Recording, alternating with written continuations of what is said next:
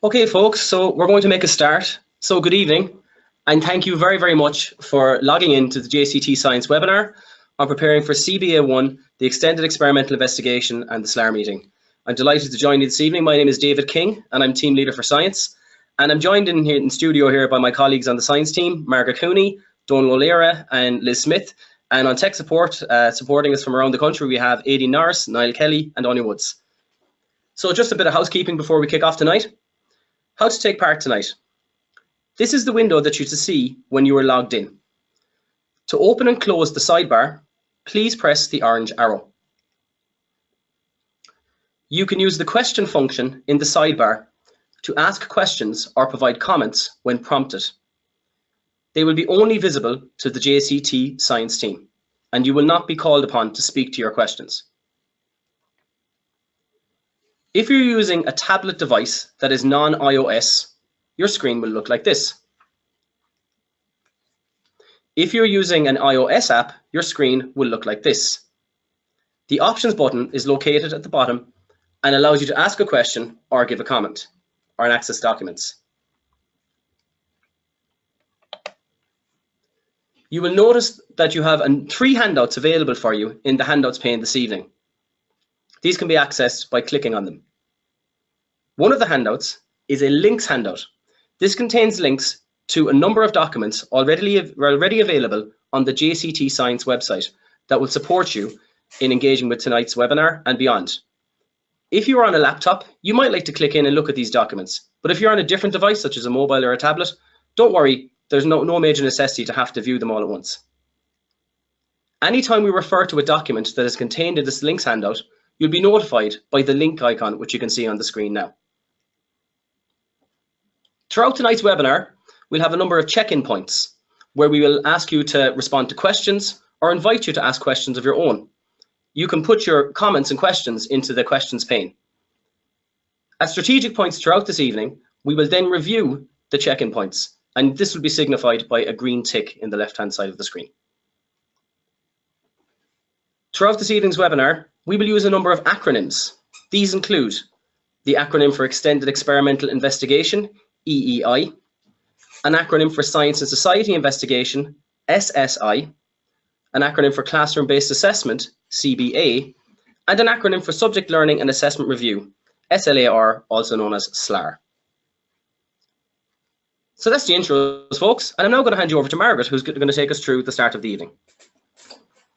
Thanks, David. So, our learning intentions for the next hour are to deepen our understanding of the changes in assessment, to explore ways of developing students before, during, and after the classroom-based assessment, to gain clarity around the stages involved in the completion of the extended experimental investigation, and to develop our understanding of the subject learning and assessment review process. If you have your assessment guidelines to hand, that would be great, as we will reference sections from them during the webinar. If not, don't worry, we will refer to page numbers as we move through, and you can access the assessment guidelines when it is more convenient. We will now introduce you to 2 important online areas where you can access information. Firstly, curriculumonline.ie, where you will find the science specification, assessment guidelines, examples of students' work, and sample questions. And our website, jct.ie, where you will find a wealth of resources and supports. We will refer back to both of these areas throughout the webinar.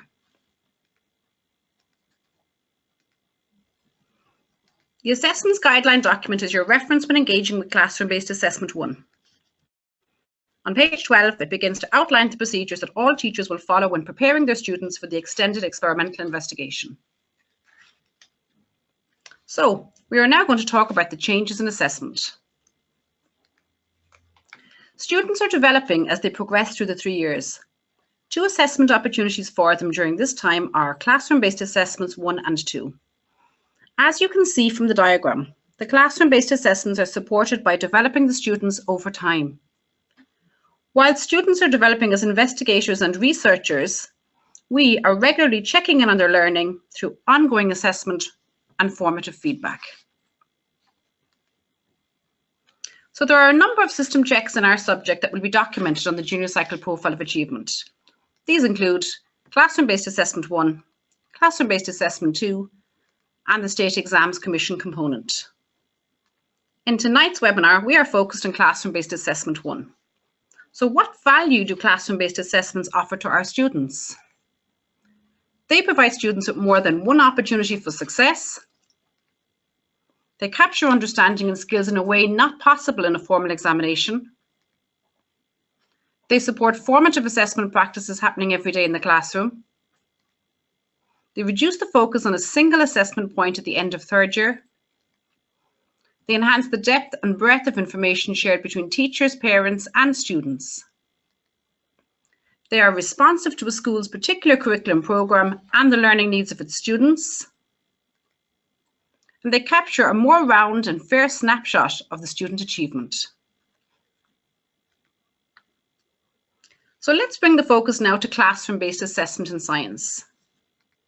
CBA 1 is an extended experimental investigation, and the window during which it takes place this year is between the 20th of April and the 18th of May. CBA 2 is a science and society investigation. The window for CBA 2 is between the 7th of December and the 25th of January 2019. CBA 1 and 2 are to be completed over a 3-week period. Both CBAs are based on the nature of science learning outcomes, are teacher assessed, and are followed by a subject learning and assessment review process. These are the topics for the extended experimental investigation the students can choose from.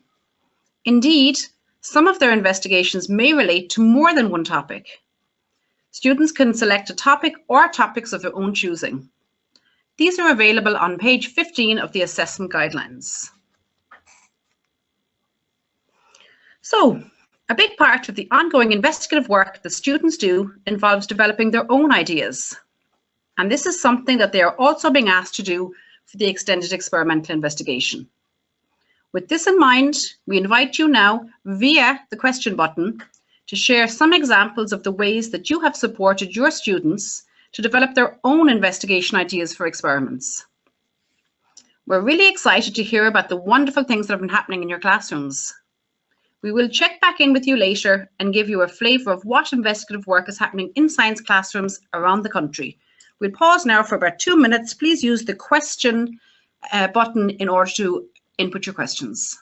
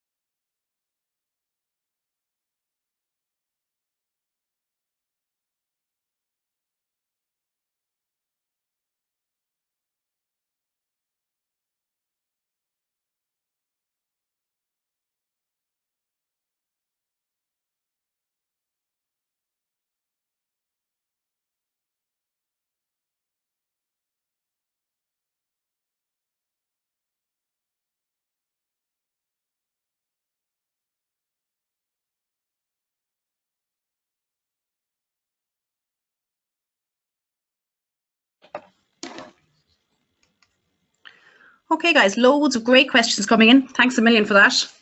Let's talk about experimental investigation in science. How does investigation happen? A student will, over a 3-week period, formulate a scientific hypothesis, plan and conduct an experimental investigation to test their hypothesis, generate and analyze primary data, and reflect on the process with support and guidance from their teacher. And these are the stages they will go through to carry out this task. I will give you a moment now to familiarize yourself with them.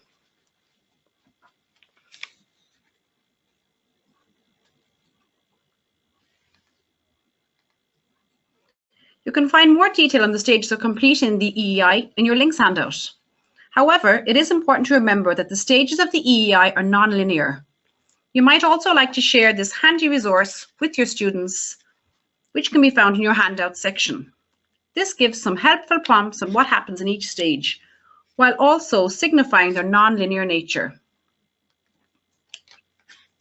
It's important to remember that investigation is a part of everyday science learning. And whilst the CBA opportunity is a summative moment in the system, it should be reflective of the ongoing work we do with our students to develop them as scientists. Equally, the CBA is an opportunity for students to find out more about the concepts, ideas, and applications that pique their curiosity through an extended experimental investigation. As part of ongoing teaching, learning, and assessment of the learning outcomes for junior cycle science, students should have opportunities to develop inquiry and practical skills. As students progress through junior cycle, they should be encouraged to identify scientific concepts, ideas, and applications that they want to know more about, or investigations encountered that they would like to extend. Here are some examples of ongoing investigative work by students from schools around the country. Thanks to those teachers who have been sharing their students' work on Twitter. We can see from the pictures that students are busy developing their research and investigative skills.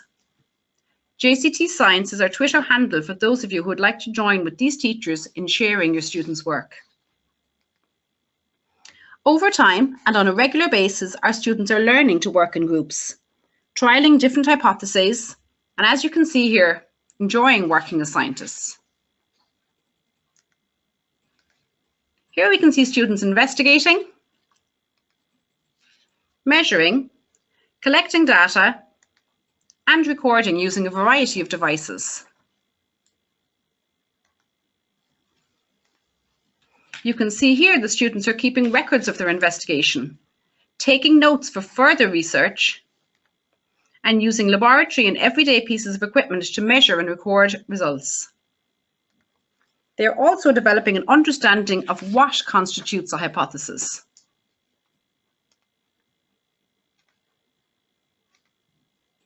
In these photographs, we can see students utilizing the space as well as the equipment of the lab.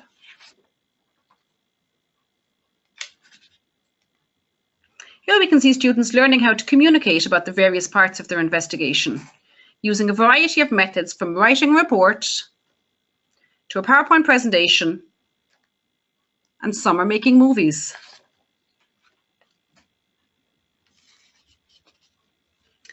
Both of our classroom-based assessments are focused on investigation. Through regularly taking part in investigations, students will learn that a scientist's pathway is not always straightforward. It varies and develops over time. As part of this developmental process, it is important that students would be familiar with and understand the standards against which they will be assessed for their classroom-based assessment. From an early stage, students should be familiar with and understand the features of quality used to judge the quality of their investigation. This is best achieved when students use success criteria for ongoing assessments throughout first, second, and third year. With this in mind, it's valuable that students are built towards them with a language and understanding that is appropriate to their age and stage of learning. You, the teacher, are best positioned to make the judgment on how to support students in understanding the features of quality. Whilst the classroom-based assessment is summative, everything that happens before, during, and after the moment of assessing is formative. So, we're about to go through the process of completing the EEI, but before we begin, let's take a moment to consider the end point. The following evidence of learning is required. Firstly, a report, but also student research records. Research records are what students would write down as they plan, carry out, and reflect on their investigation. Students will report their research and findings in a format of their choice. The report can be completed at the end of the investigation. And now we've come to checking in 2. As we develop students towards and beyond the classroom-based assessment, we are providing opportunities for them to present work in multiple formats. In this regard, and thinking about your experiences with students, we are asking you to send in your answers to the following questions.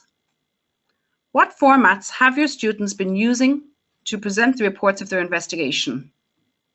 And also, what types of information do you think students might put into their research records? We will pause now for 2 minutes to give you time to check in here.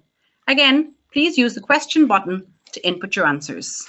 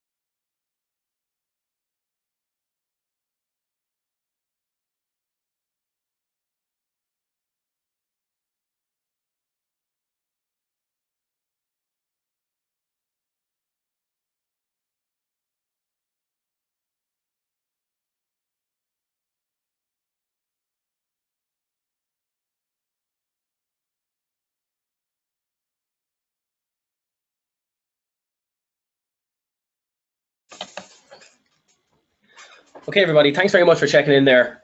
So I'm just going to go back over some of the questions that are the answers that you gave for how you supported your students to develop their own investigation ideas. And really want to thank you very much for the questions, or sorry, the practical examples you sent in. Now, because we've had so many of them come in, we're not going to be able to go through every single one of them now.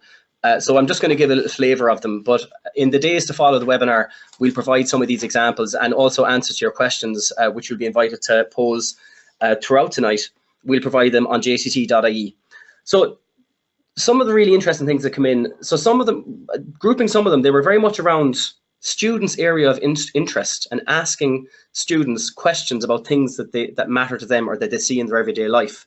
So some typical examples were asking students, why does your bike rust if you leave it outside? So like a real life question.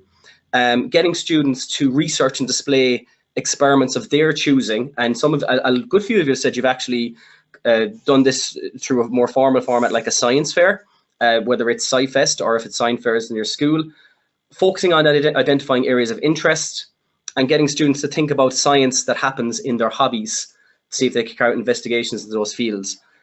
A lot of focus here on the nature of science strand as well. One of you mentioned that you'd like to encourage students to use the key practical skills relating to the nature of science strand. I really love this one myself. Continuous use of the following questions. What happened? Why did that happen? Was it what you expected? And crucially, what if? Isn't it fantastic? I mean, wouldn't it be so great if our students are continually asking that of the natural world? And then in keeping with what Margaret spoke to a while ago, the use of formative assessment practices ongoing. So thank you very much for sharing these. One of you have mentioned introducing success criteria to students and allowing them to develop a method to test for specific items, but deciding what materials and method may work. Another one of you said from first year, getting to students to come up with a list of success criteria for doing experiments. So a really, really nice flavour of things that have come in there. So thank you very much. Thanks, Margaret, for that. I'm going to hand you over to Liz now. Some good stuff there, Liz, wasn't there? Brilliant, really, really good. I think I'd like to be a science student in those classrooms. Good evening, everybody. I'm going to take you through the stages of the EEI, or Extended Experimental Investigation process. So, while questioning and predicting, students may work individually or in groups, with each student contributing to the work of the group. The students choose the topic or topics that they wish to investigate, and they develop a research question which must be driven by the scientific understandings of one or more topics, be open-ended, and lend itself to a testable hypothesis. Under normal circumstances, each student or group should complete a different investigation. Once the research question has been decided, students are advised to form a hypothesis which should define and link the variables, be testable, and the testing should be manageable. If, however, the investigation is more of a trial and error nature, then students may choose a more general statement, a prediction rather than a hypothesis. Students should be given time to collect information on the background theory. The idea of this is that they can then refine their question, and it helps them to form a justification for their hypothesis. Any information students collect relating to their research question can be summarised in their research records. In terms of planning and conducting the investigation, students again may work individually or in groups. They need to be given time here to have hands-on experience in the lab, so that they can plan their experimental design, refine it if needs be, and then decide what equipment and materials they might need to carry out their investigation. They also need to assess possible risks, while teachers should remind students about working safely. At the end of this planning session, students should work on their own to submit their individual investigation plan, which they hand to their teacher for approval. This should take no more than a single class period to complete, and students should not proceed until their teacher has given approval. The template for this plan, which you can see here, is available in the links document and can also be found as Appendix 1 in the assessment guidelines. Once their teacher has approved the investigation plan, the students begin to conduct the investigation. While there is no specified time period for this stage, generally, as a rule of thumb, it should be possible to complete the practical work and data collection in about half the time allocated for the extended experimental investigation, which, remember, is over a 3-week period. During this time, students should keep a record of their research, recording all data, problems encountered, and any changes made. So moving on to processing and analysing. It is important to note here that students must work individually at this stage to analyse their own data, perform any necessary calculations, consider how best to represent their data, identify patterns and relationships, explain any anomalous data, describe relationships between variables, draw conclusions, and consider if their hypothesis or prediction has or has not been supported. Once the data has been analysed, students again have the choice to work individually or in groups to reflect on their work. There is great merit for the students in working together to critically discuss areas such as the design of their experiment, along with some possible improvements, limitations, implications of their findings, as well as any extensions or further investigations that they might conduct. However, while students can support each other during the reflection process, they must work individually to compile the report of their investigation. This valuable phase of the extended experimental investigation process allows students to ensure they can provide evidence of achievement of all of the features of quality, and also helps to develop students' science knowledge and understanding for future investigations. Because, of course, once they have completed their CBA, this does not mean they have finished carrying out investigations. So now I'm going to hand you back over to David, who is going to go through some of the examples you have shared about possible report formats and the contents of students' research records. Thanks very much, Liz. Hi again, everybody. So again, thank you very much for sending your examples. So I'm going to take just a flavour of some of the things that have come in under formats for presenting the reports of investigation. So a lot of variety coming in here. So reporting in copybooks, using traditional lab formats. Some people are using, for example, activating digital skills, report writing in Google Classroom. Some of you have mentioned that you're using other online VLEs like Edmodo and Schoology. Some of you were saying there as well that they use posters, poster style oral presentations, occasionally on PowerPoint and so on. One thing that has come in that is of interest, and it started to come in as a question as well, so I'm going to speak to it now just briefly. Some of you have mentioned that your students use videos to present work, or images and posters, and the common question that's come in from some of you is, should that also be accompanied by a written report? And that's a very valid question, and thanks to those of you who have answered it. So I'll speak to that just briefly.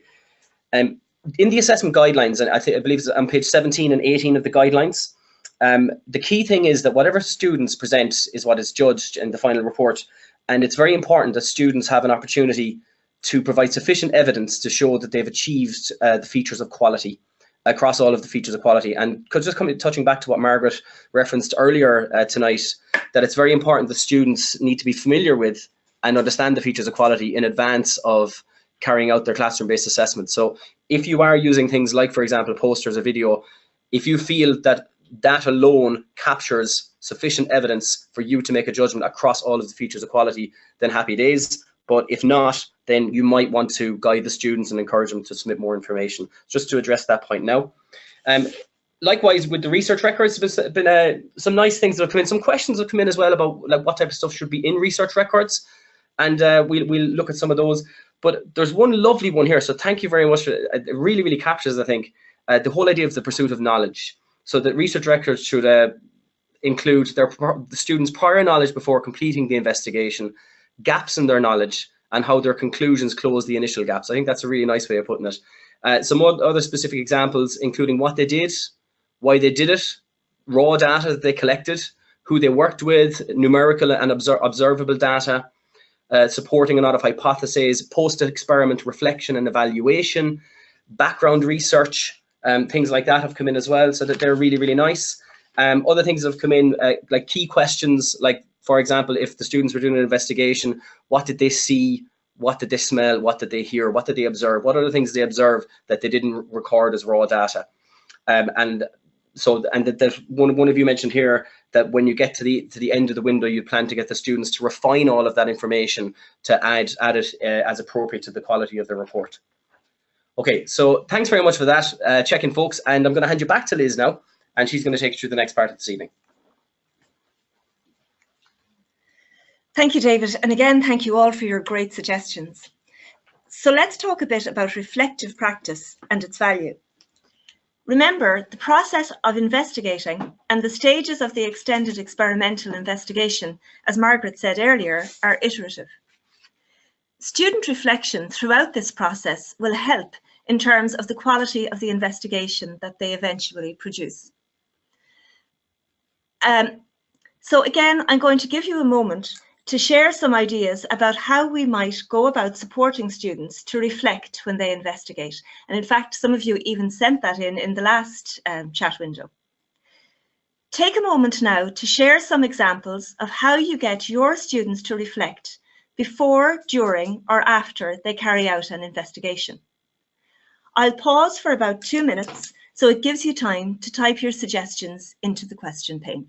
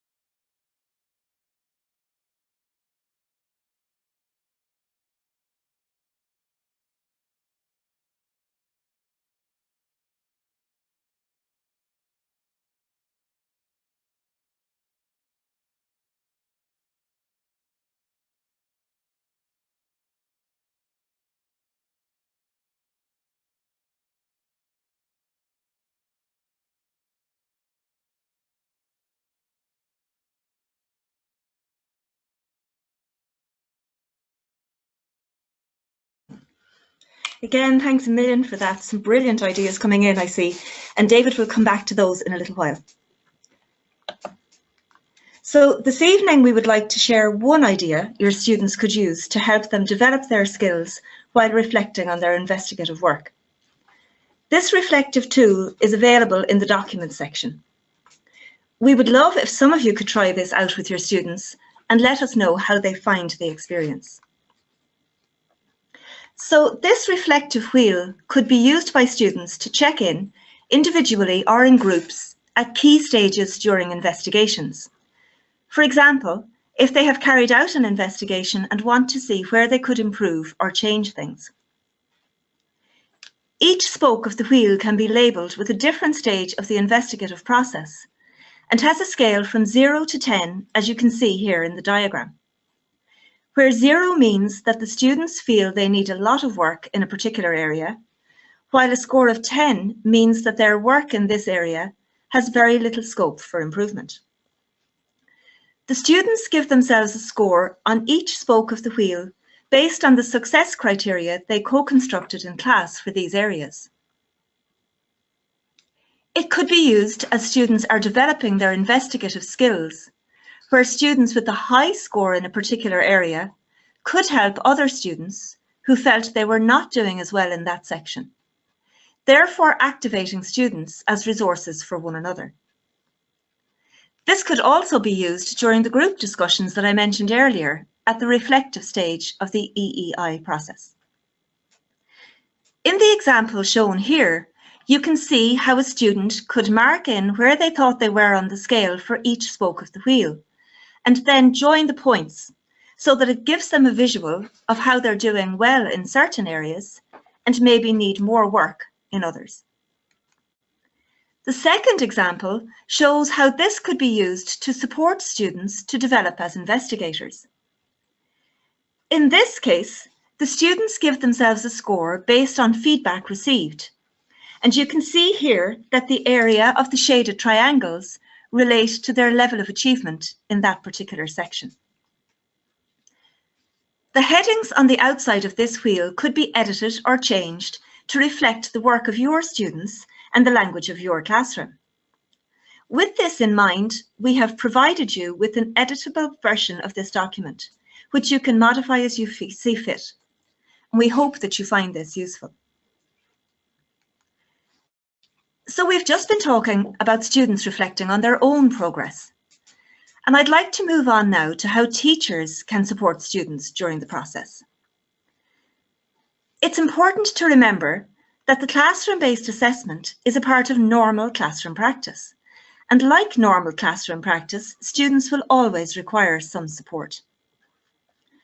To facilitate developmental feedback to students during their engagement with the task, the process of completing the classroom-based assessment should be viewed as part of teaching and learning, and not solely for assessment purposes.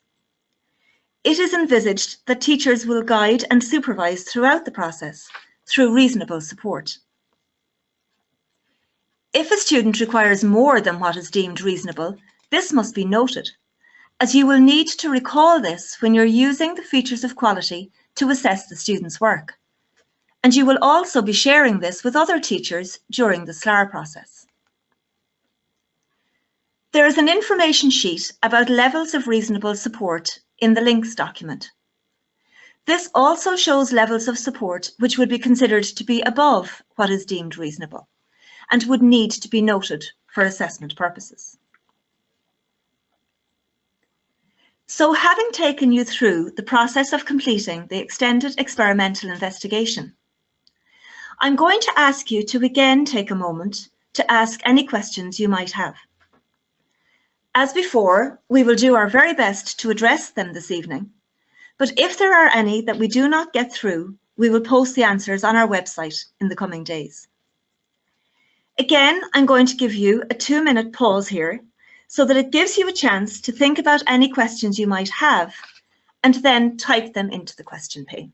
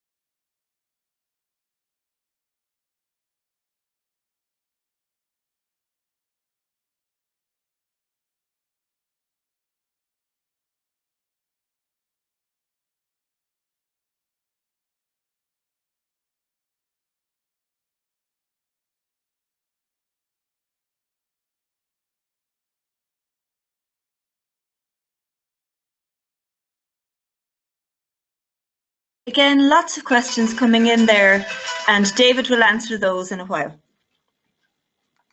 Remember, to support you in this area, you can access some frequently asked questions and answers in relation to the classroom-based assessment and the SLAR process in the links document. So I will now hand you back over to David, who will share some of your ideas about how you get your students to reflect on their investigations. Over to you, David. Thanks, Liz. Thanks very much. Hi, everyone, again. So lots and lots of stuff has come in here, and it's very clearly evident that there's a huge amount of reflective practice going on in our classrooms before, during, and after experimental investigative work ongoing. And I'm just going to go through a flavour of them, but I hope what you see with the flavour is a couple of key threads. First of them is asking of questions, and the other one is questions that promote conversation between students, between the students and you as their teachers, and that internal dialogue that the student has as well, which is a very important part of reflective practice. And we hope that little resource we gave you tonight might help to spark those conversations as well. So here's an example of some of them. One of you said that you give them a series of guided sequence questions to help them reflect, particularly at the beginning of learning the process. And I think that actually speaks to what another one of you said, and thanks very much for this, that some students can find it challenging to go about reflection. So they need that scaffold sometimes, and particularly if things go perfect in an investigation or seem to go perfect. And I think in that regard, there's space for that as well in our extended experimental investigation, because oftentimes when students reflect on an investigation, they can reflect upon what did go well in it and why it did not need further improvement. And maybe the reflective part is if they were to extend it in the future or to do a different investigation, where would they go? So reporting to groups came up a lot from some of you. I really like this one, asking students what do they now know about X, Y, and Z that they didn't know at the start of the class. I think that's a lovely way of putting it. One of you said that you use the digital space, so Google Classroom, and you would pose a question that would promote and guide reflection. And when students answer, they share with the class, and these combined answers stimulate deep discussion and reflection before, during, and after an investigation. I really, really like that one.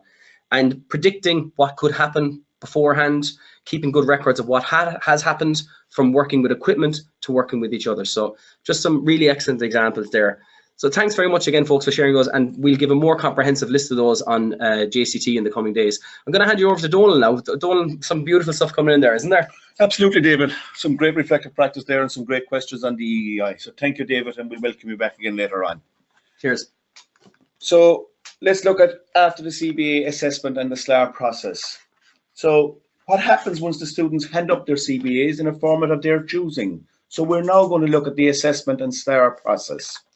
So there are two key documents that will help you in assessing the EEI.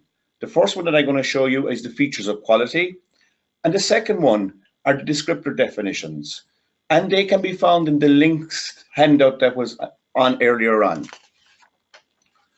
So when assessing a piece of work, you read the work from start to finish first, and then you start at yet to meet expectations. So you're going to check to see if evidence of the work exists here. If the evidence of the work is there, you can then move up to the next descriptor and check if it exists at the next descriptor. And you continue to move up through the descriptors as appropriate until you reach a descriptor that on balance describes the work being assessed, i.e. the best fit. So let's now look at what is a SLAR meeting. So a SLAR meeting is where teachers will share and discuss samples of their assessments of students' work and build common understanding about the quality of students' learning. It focuses on student learning and is an opportunity for teachers to share practice from one another. It is very important to set the times and dates for implementation as early as possible. The key date to establish at the outset is the timing of the subject learning and assessment review meeting for the extended experimental investigation. In setting this date, the school will be guided by its own local circumstances, bearing in mind that the EEI assessment must be completed by the end of year 2. So let's look at this document. This link provides a comprehensive guide on what to do before, during, and after a SLAR meeting. In the next part of tonight's presentation, we will provide a brief overview of some of these key stages. So let's look at before the meeting. At a first step, you may find it helpful to review some of the relevant NCCA annotated examples prior to coming to decisions about your students' work. Once students have completed their classroom-based assessments, you will carry out an assessment of the students' work based on the features of quality and award a provisional descriptor. These provisional descriptors may be modified in light of the discussion that takes place at the subject learning and assessment review meeting. You will make note of the descriptor allocated to each student and any other point you may wish to find useful to refer to during and after the subject learning and assessment review meeting. This note will be for your own use. In preparation for the subject learning and assessment review meeting, each teacher will identify one sample of students' work for each descriptor where feasible, and will have these available for discussions at the meeting. So, your SLAR facilitator will ask you to nominate 4 samples of work. This template here may be of some use to the SLAR facilitator.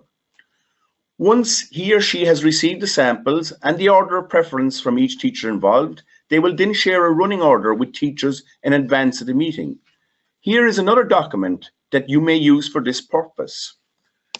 It is recommended that up to 8 samples across a range of descriptors be discussed at the SLAR meeting. In a big department, work may not be viewed from each teacher. So let's look what happens during the meeting. So during the meeting, the facilitator leads the meeting and keeps the record of the decisions made as part of the report of the meeting.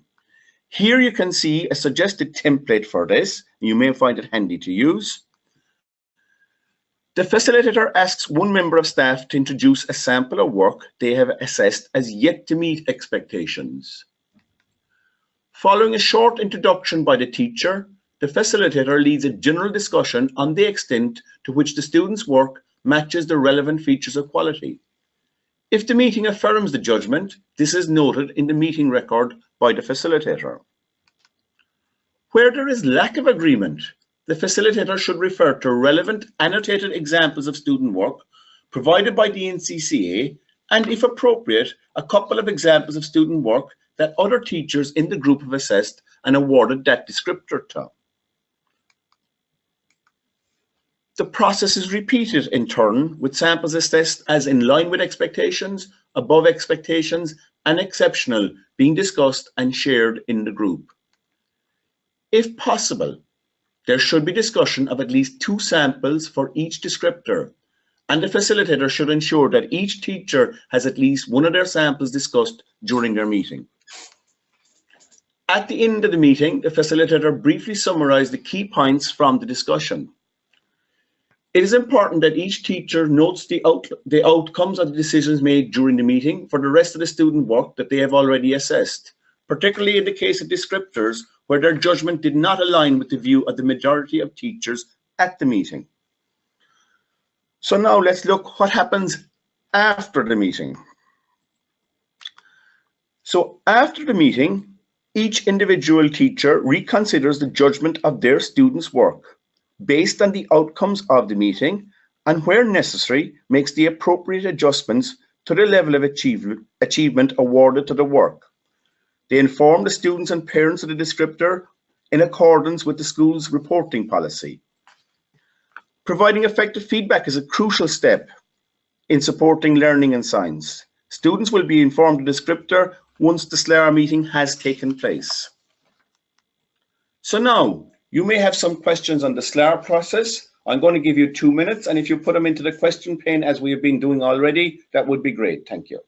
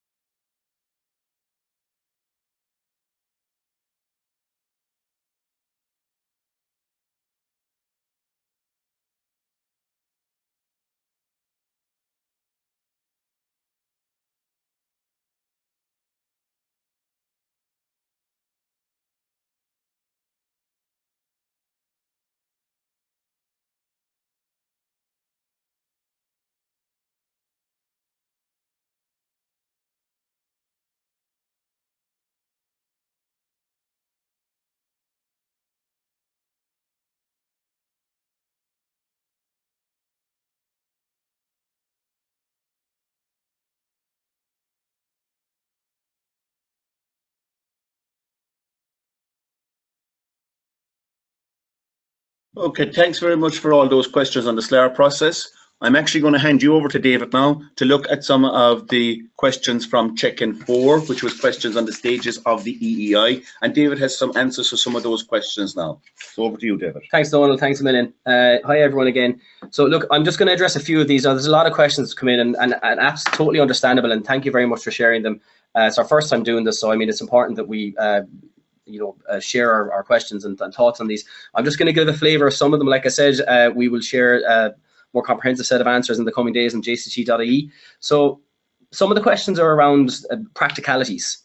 So the first one, is there a student research record template? Absolutely not. No, there wouldn't be, because student research records could be personal to the student and to the group. And also, again, think about the assessment guidelines. They do say that students can present their work in multimodal formats. So some students in some schools, it might be common practice for them to record digital audio in a classroom VLE. Some students, they might record it in the back of a copy, in a rough workbook, and so on. So there would be no standard template and no standard set of headings that would be suggested for that.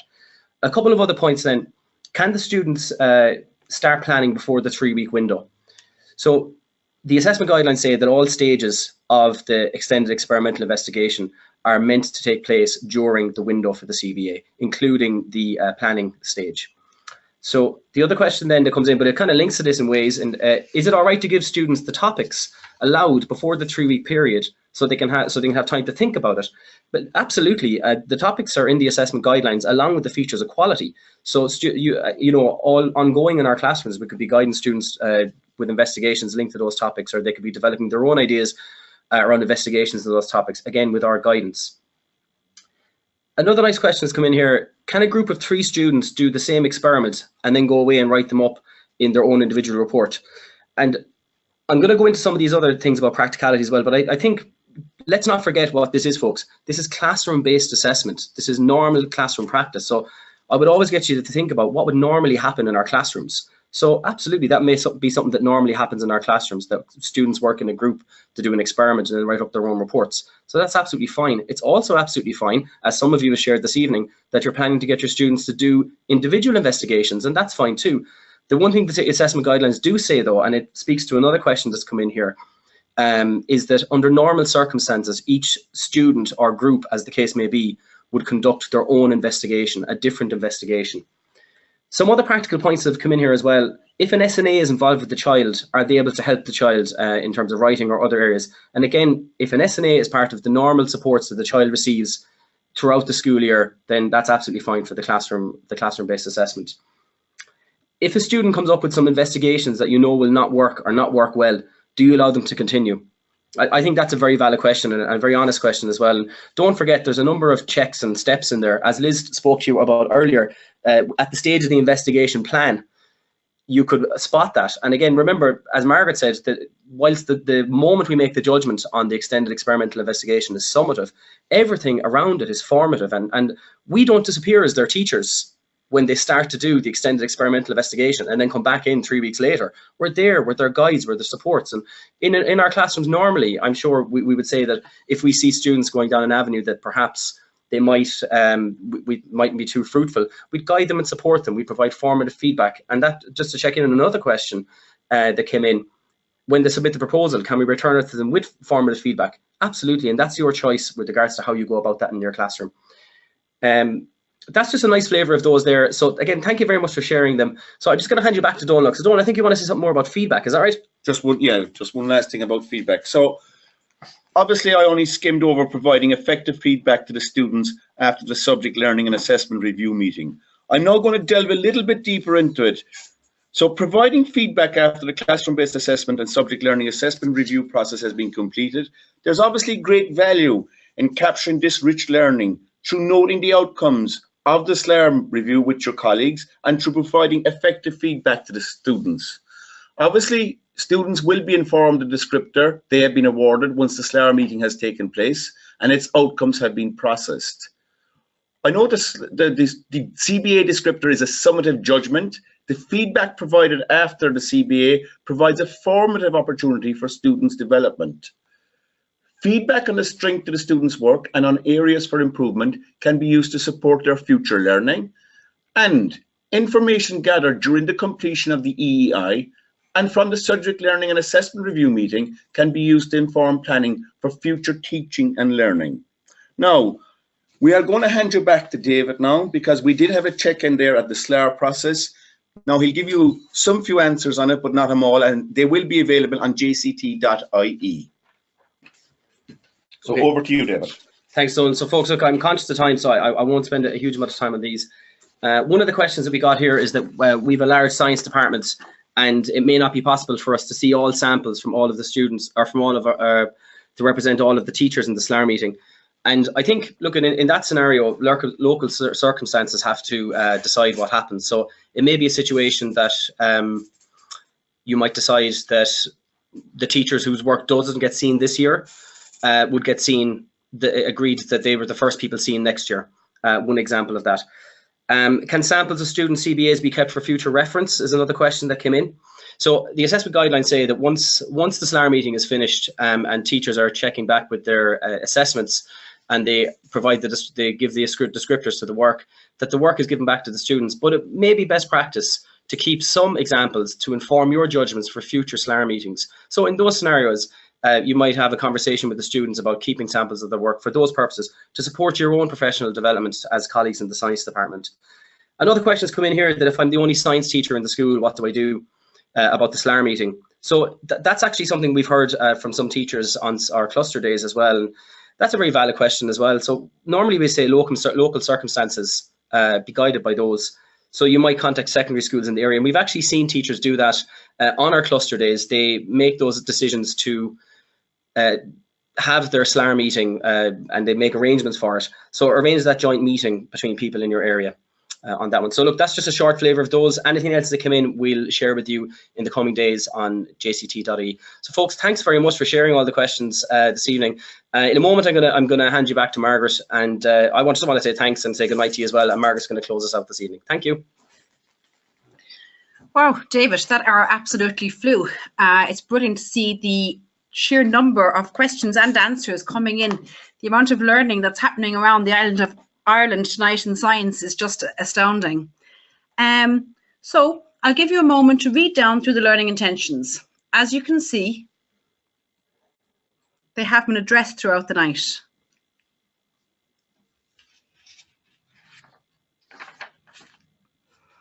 I will now close by directing you to our website again, where you will find a wealth of resources and supports.